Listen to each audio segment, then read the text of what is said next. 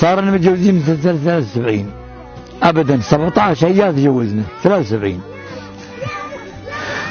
الله رزقنا منها الحمد لله 4 ولاد 3 بنيات والحمد لله. يعني متفاهمين، لا يوم من الأيام نكاون، لا يوم من الأيام نزاعل، لا يوم من الأيام يصير بيناتنا أكثر أو أقل الحمد لله.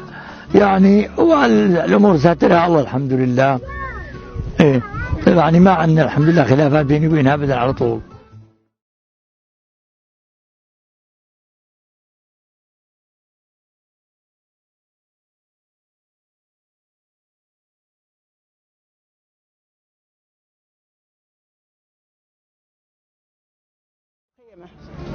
خيمة لأن شهرين بها نص خيمة، نص لي ونص لي والله، نص خيمة باركين.